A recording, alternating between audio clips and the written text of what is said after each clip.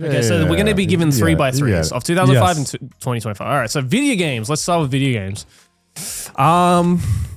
Okay. So these are games that have come out in... This is also really going to speak volumes to what Alex sees as 2005 just so you know, 2025. viewers, this is not meant to be, these are the 9 games to represent the year. It is like, this is a feeling of the Just year. to get a vibe. Yeah, like of the type Also, of this games that isn't came out. specifically 2005 versus 2025. It's more of just like now versus then. Yeah. Correct? Yeah, I would say it's closer to like the noughties versus the 2020s. That What's might the be 2020s called? The noughties. No. The Oh, naughty 2020s? Oh, no, Yeah. we stopped. We gave up with the that shit. roaring. real quick. It's the roaring 20s again. We gave up with that shit real quick. Back to the roaring 20s, but we're roaring for a different reason entirely. What were the 2010s called again? I know that had a name. Does it? I think I don't it did. wanna I would it. just say the 2010s. The tensies. The tensies. That's some kid's bopification. That's what the naughty sounds like. Sorry, we're getting off topic. I'm not the Again. one that fucking coined the term noughties, bro. I'm just saying. So why don't we first of all write down our answer? Which and one then- was better? Yeah, and then Okay. we can discuss. Okay. Okay. We can discuss. Okay. So which one would you prefer? 2005 or 2025? Okay. I'd actually have to think about this one.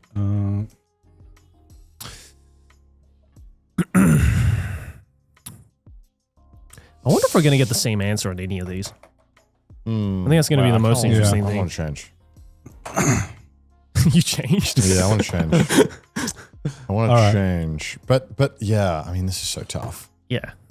I mean, 'Kay. there's no correct answer, but All all right. right. Ready? Three, 3, two, 2, 1. Oh, Oh. damn! Oh. We all said 2025 for I video games. I had it as 2005 originally, and then I saw Expedition 33, and I was like, let me What? change that.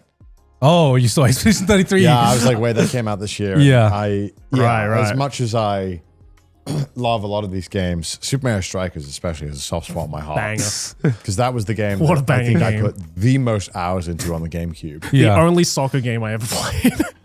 Well, yeah, because, and also like, if you were like, Connor, name games from 2004, I wouldn't be able to name games Yeah. from- Well, do you I- think games are better now in general? I think is the question more than Right, the right, specific right. year. Yeah, Yeah. I think games are better now. I think games are better now. I think the gaming medium is taking itself more seriously and has more resources. In the same sense, though, at the same time, I think games, like the skew of it is worse. Like big games that are absolute dog shit are way more than they used to be. But the cream of the crop is so fucking good now. Yeah. yeah. But we're so absolutely. spoiled. We have so much choice now, too. Yeah. Where like, so what if 30 games that should have been good suck ass? Because there's 20 games that I never heard about that Yeah. are going to blow my mind that come out this year. Yeah. I would say if the question was not video games, but the gaming industry, it's okay. Yeah, yeah, Then yeah. The gaming industry was a lot better back then. I think in general, though, now we just are living in an era where no matter what your tastes, no matter what you look for in a video game, there's probably going to be something for you. And I don't think that was always the case. Before, you'd basically have to pick between 3 different platforms, obviously, and you'd have to hope that year there was a release that year that was catered towards your tastes. And that's why so many of the games I grew up with were games that I replayed to, Yeah. hell and high over, because there wasn't as many other games within that niche that I enjoyed. So I would replay those games over and over. Now you finish a game and you have like 10 different games that you could be playing. Does that mean that games are less special? I don't know, but I can't say I'm as bored as I was before. Because the argument could be said that, like, back in 2005, when we were all just collectively younger, there was more of that kind of sense of mystery to like new games coming out because, there was less games out there and there wasn't as much of an access to, say, like the internet, for example, that you could like connect to with other community members or, maybe get like a walkthrough or a guide or anything like that, right? Yeah. So 2025 is obviously better in the sense of like the community being easier to be created and talked about. But you know, at the same time, like, I feel like games nowadays, especially a lot of the games on that right side there, that sense of mystery is still there, even with walkthroughs and, like, you know, community that's there to, like, hold your hand sometimes. And, like, I don't know. Yeah. And again, the best part about 2025 is that if I want to go back and play the 2005 games, I can do so much easier than back in 2005. You know, back in 2005, you needed either the console or a computer strong enough to run it, which not everybody had. Nowadays, most people who are into games have a computer that's strong enough to play pretty much every game since. So it's just easier in that sense if you want to go back. But I think games nowadays still have that, you know, at least the good ones, have that still that sense of mystery. Yeah. And like new refreshing ideas, especially in the indie scene. That is like just as good, if not better. Here's the real question though. Would you rather be, only in terms of video game terms, would you rather be a teenager growing up in the 2005-ish era or the now 2025-ish era? 2005. 2005. You think so? I think because you got more holistic packages of games. Whereas now, you know, live service games are a massive thing. Like, you know, when we were growing up, it was like you got the new COD every year. Yeah. And in between that, you would kind of play different games. But now you can just play Fortnite. Yeah. Because every month they got something new. Yeah. And there's a lot of other games you can play as well. And a lot of games that are popular that are live service. Like, you know, you showed these games, but like those are the games I was playing as a kid. These are not the games that kids are playing nowadays. No, they're not. Right? So this is almost like 2005 kid versus 2025 adult. Yeah. Right. Yeah. That's true. Because a kid is not going to be playing all these games. Maybe they'll play Duncombe Bonanza. Maybe they'll play Mario Kart World. A kid is not playing any of these games, really. No. A kid is not playing Oblivion. That is exclusively like plus 25, mostly, right? I mean, like, obviously, I can't imagine like a 14-year-old playing Death Stranding 2. Right. I mean, obviously, all my friends when they were 13 were playing Skyrim and Oblivion. So that's obviously, maybe that's a bad point, but I feel like people who would be playing the remake of Oblivion probably, you know, it's not a kid. It's probably a guy with a good gaming PC, loves modding. I think there are certain games in 2025 that have just become a lot more homogenized, you know, like Fortnite, Minecraft, Roblox. It's the community aspects in those kinds of games are much more prevalent now, I think, just because every other kid is playing them. So everyone kind of has a similar experience in terms of like the games that they played. Meanwhile, all three of us, we grew up on, you know, seemingly totally different games despite growing up in the same era. Yeah, but I think there was always an appreciation of the other games that I didn't get to play for either financial reasons or just because I didn't choose to. But yeah, I mean, again, like if this was 2005 games versus kids games or games that you would be playing at the same age, it would be 100% 2005. But like obviously the peak of gaming now is as such that I think it's so fucking good. But there was also a lot of slop back then as well. Oh, totally. Like even pre 2005 NES. Let's talk SNES, about the constant movie games. The movie games. Every fucking AAA movie, like every big movie had to have a fucking a game counterpart. Like I don't know when the fucking Lost video game came out. The series Lost. That was a game that I bought. I bought it exclusively because it was easy to get all the achievements on. But like nobody thinks about these fucking dog shit games that also came out around this time. And it's so easy to look back and think like, wow, Shadow of the Colossus. But like there wasn't as many. No. Whereas I feel like now there are so many good games coming out just because of the sheer fact there are infinitely more games being released. You are very sport for choice. Yes. Totally. And yeah, I don't know. I feel like it's such a hard argument to make because it also depends on what genre you are a huge fan of. Like if you like shooters and you're a big shooter guy, maybe you fucking loved the 2010s because that was when like peak, like everyone was playing shooters. Everyone was playing. The peak of different genres happened at different timelines, right? So, like JRPG, you know, you could argue the SNES console was like the king and so many good games came out for the SNES at JRPGs. You know, whereas for a long time there hadn't been quite a lot of big ones because there's a lot of consoles that were struggling to find the platform for them. And now I feel like there's been a bit of a resurgence in JRPGs as well. But then 2005 was also like the peak of when Game Boy Advance games came out, and there were 95% of Game Boy Advance games are just absolute ass and just completely forgettable. Nintendo DS had some truly dog shit. Oh yeah, games on it. Yeah. You know, you would get the Super Mario Brothers, and that was great, and that would carry you. Yeah. But then your mom would buy you some weird ass movie tie-in, like Edge of Tomorrow. You're like, what the fuck? It doesn't even look like Tom Cruise. Like, just so many weird things that you forget about because you block them out because you remember booting up Super Mario Strikers with your friend and playing for 9 hours. Yeah. Because that was so peak. Yeah.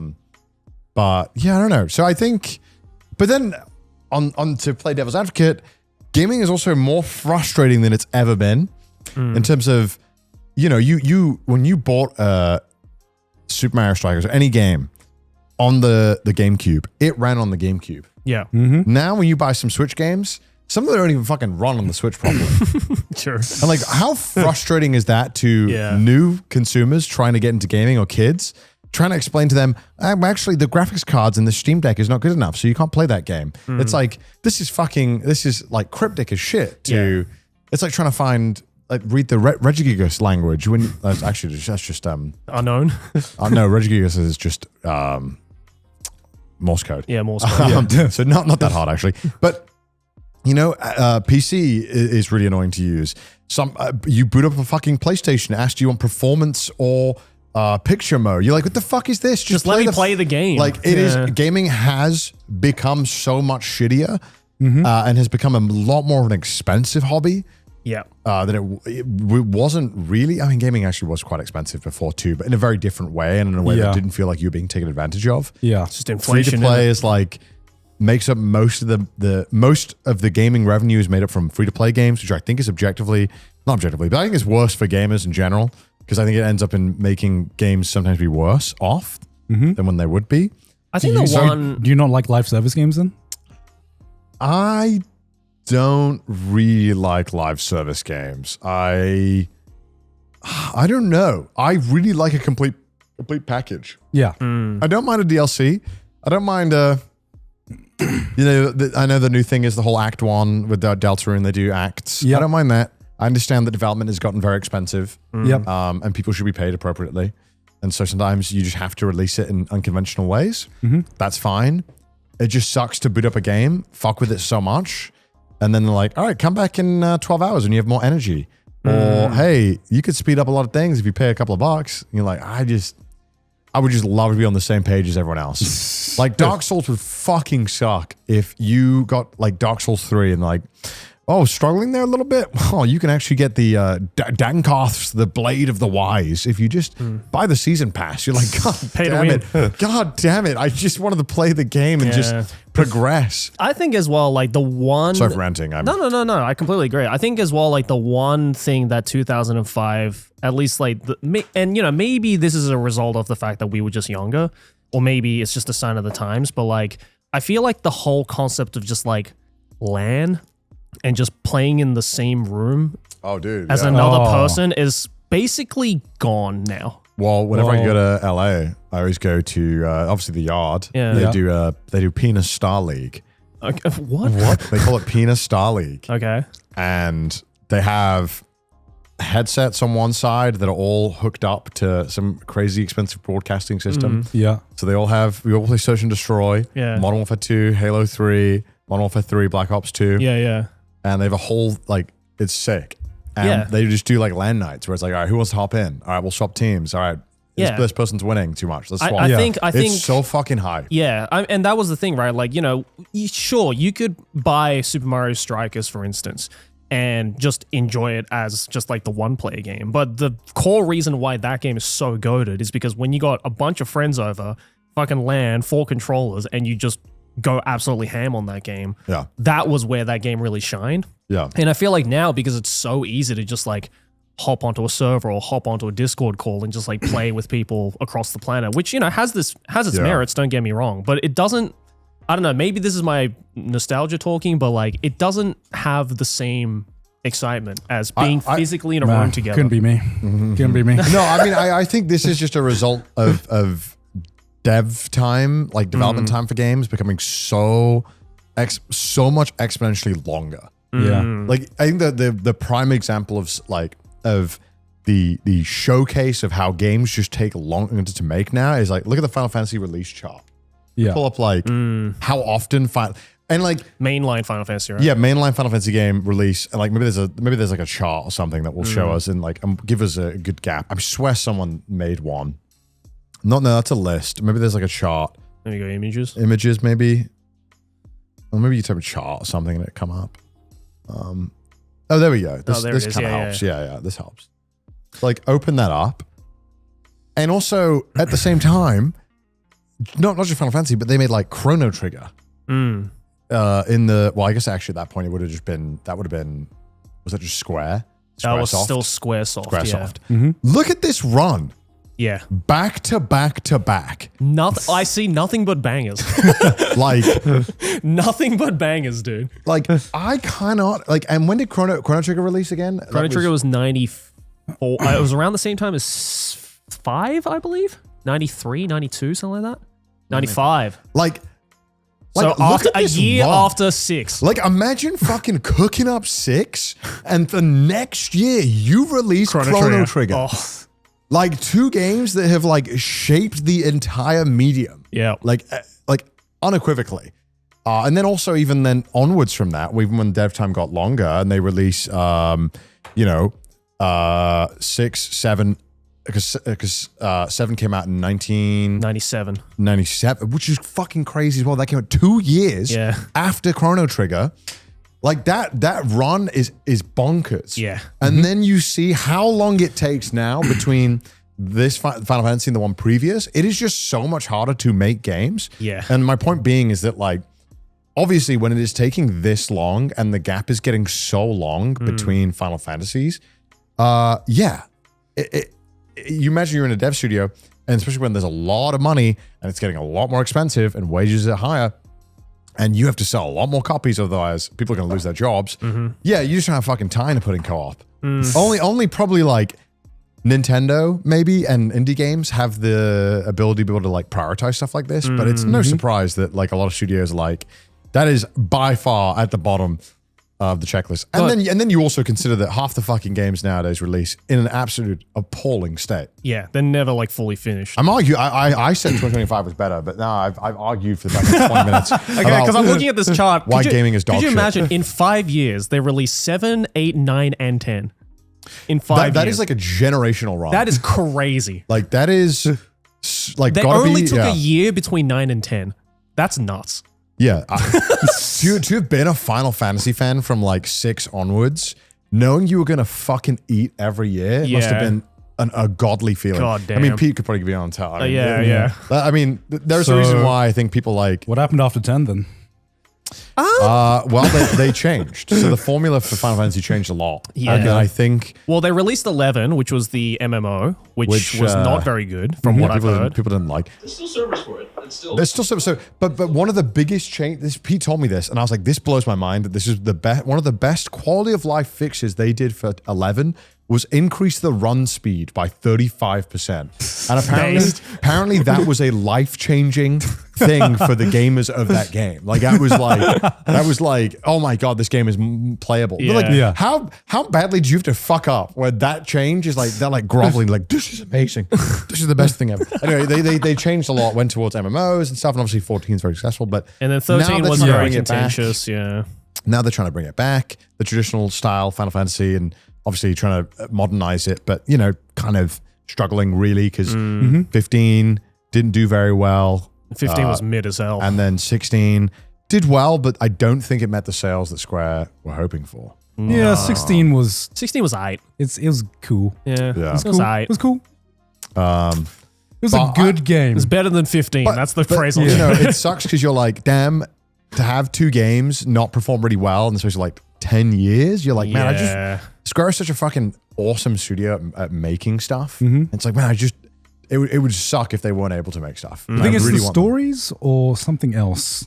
There's a lot to it. I mean, the games are objectively harder to make. There's so much mocap now. Like, Yeah. that's a thing that like you didn't It's have become to make. more and more and more cinematic since I'd say 12. Because the cutscenes of 16 were insane. Yeah, they were. And like it is objectively amazing to watch, but just somehow it isn't as gripping as these 4 sprites Yeah. that are, like just chatting, and it's really fascinating how, obviously dev time is taking longer, which means that these studios are taking much bigger risks, which is scary, I think. Yeah. But also why indie games are crushing right now. I mean, I'd say that there are still some great modern storylines, and presentation plays a big factor, obviously, but you can't get around, good storytelling, good characters, good writing. It's always going to come back to that, whether it be a AAA title or just a small indie game. You guys haven't played God of War, but that was such an amazing fucking game. Amazing. That was cinematic and was very, very. Last of Us 2. Last of Us. Obviously, the second one people don't really fuck with. But the first one, was absolutely cinematic. Yeah. And kind of, I think, changed the style of gaming. Yeah, Very long. Exactly. And obviously, as you said, Expedition 33 as well. Yeah. Oh my gosh. Amazingly cinematic, great acting, great storyline. So I think, in general, for myself playing Final Fantasy 16, it was like, I think the biggest thing was the story. That was like, it was alright. It was lacking. It was alright. Unfortunately, it goes back to that. Storytelling is hard. It is very hard. Very, very, very, very hard. Oh yes. Yeah. But it's hard to say. Yes. All right. Shall we move on to the next one? God, I miss Gale of Darkness, dude. That was such a good game. I Take never me back to played that one. Never played 2005, that bro. one. It's such a good game. I tried in the UK to get that so much on fucking Gale of GameCube. Darkness and Colosseum. Amazing. It's such an expensive game to get It's physically. so expensive now.